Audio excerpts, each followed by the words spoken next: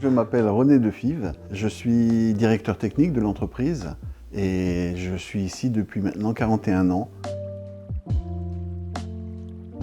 Je suis fils d'eux. Mon père tenait un magasin de piano dans le nord de la France et où j'admirais ce que faisaient les techniciens, faire revivre un instrument, faire revivre un piano.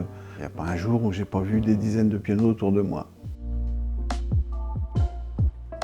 J'ai commencé à 15 ans dans l'atelier que mon père dirigeait. Ensuite, à 17 ans, j'ai eu la chance de pouvoir être admis dans une usine de piano en Allemagne. On était à l'époque intégrés sur les chaînes de montage. Ça veut dire que vous apprenez la rigueur, vous apprenez à faire 1000 fois les mêmes gestes. Et c'était là une excellente école. Ensuite, je suis rentré en France où j'ai posé quelques candidatures. Et c'est ce qui m'a permis d'intégrer dans un premier temps l'atelier de chez Piano en Lait. J'ai commencé par faire quelques années d'atelier, où cette fois-ci j'ai acquis du savoir dans la restauration.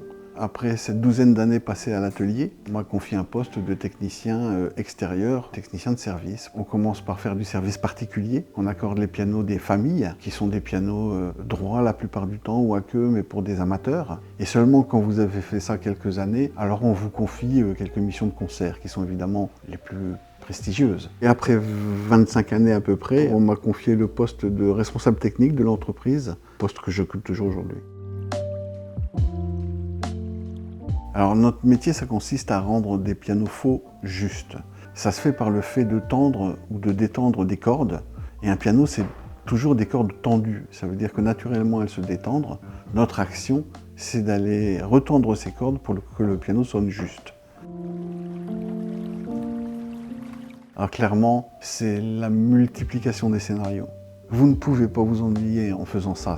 Vous pouvez aller chez un particulier pour accorder le piano d'une famille où la petite fille débute, comme vous pouvez vous retrouver sur une scène d'une grande institution parisienne pour préparer le concert d'une vedette qui passe à Paris.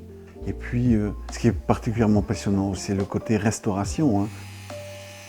Faire comprendre à un client que son piano a besoin d'être restauré, et puis l'emmener à l'atelier, et faire toutes les opérations multiples et nécessaires pour qu'il redevienne sublime. Et rien n'est plus valorisant, si vous voulez, que le client qui vient après quelques semaines redécouvrir son piano, qui est toujours sous le charme et surpris de ce qu'on a réussi à en faire.